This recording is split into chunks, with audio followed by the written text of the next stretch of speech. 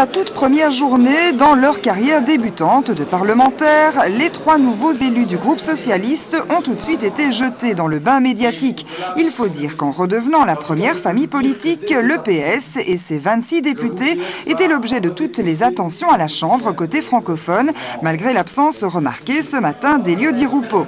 Mais les vedettes du jour, c'était eux, Özlem Özen, la plus jeune du groupe, Anthony Dufrane et Olivier Henry, tous 3 un peu intimidés, eux pour qui c'est le premier mandat dans une telle assemblée. On n'est pas habitué non plus à avoir autant de caméras et de photographes, de journalistes autour de nous, donc c'est pas évident. Et puis c'est un jour aussi assez stressant, il faut le dire, même si on s'y apprête maintenant depuis quelques jours.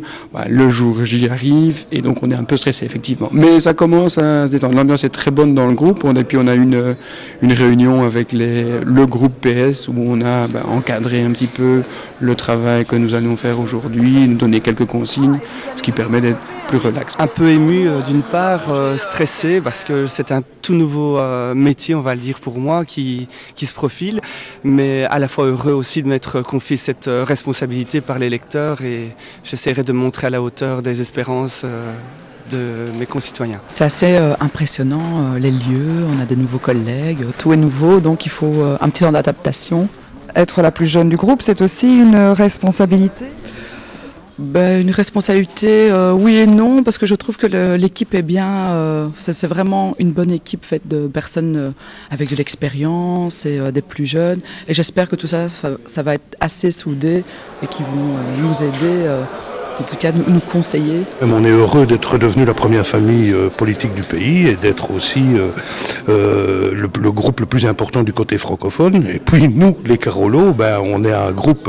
d'abord les Ennuyés. Est-ce que vous vous rendez compte que rien que les Ennuyés pourraient faire un groupe politique, puisqu'il faut 10 membres pour faire un groupe politique et nous sommes 11. Mais en plus, les 3 nouveaux qui n'ont jamais siégé dans aucune assemblée du groupe PS sont des Carolos. Et si chacun cherchait encore sa place ce midi dans l'hémicycle, pas vraiment le temps de souffler, puisque le PS a déjà déposé 10 propositions de loi dont certaines seront portées par les 3 jeunes élus Carolos. Ça, c'est vraiment ce qui peut-être me fait le plus plaisir dans ces résultats d'élection, c'est qu'on a vraiment renouvelé la représentation du PS Carolo au Parlement. On a 4 socialistes Carolos au Parlement, ce qui est vraiment beaucoup comparé aux autres partis et aux autres régions de Wallonie et de Bruxelles, et 3, Patrick Moriot, qui est déjà un vétéran expérimenté, et puis 3 jeunes qui se lancent. Comme l'année dernière au Parlement wallon, on avait aussi pu lancer 3 jeunes. Un autre Tudinien retrouve son siège au Parlement, Philippe Blanchard, soulagé de poursuivre un travail écourté par la chute du gouvernement. C'est toujours agréable de voir qu'on peut continuer le travail qu'on a entamé, et ici ce sera le cas, et en plus dans une grande équipe du Parti Socialiste, avec des jeunes, des gens qui ont le sens de la tradition, des anciens, etc. C'est très bien. Quant à Paul Magnette, c'est le tapis rouge du Sénat qui l'emprunte, même si, comme Olivier Chastel, le désormais sénateur socialiste cumulera pour un temps la fonction avec celle de ministre.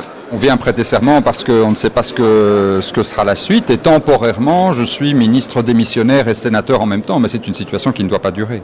Alors c'est aussi pour vous un tout premier mandat dans une assemblée fédérale. Oui, j'ai été parlementaire wallon un jour, et donc je vais commencer maintenant un mandat de sénateur pour une durée indéterminée.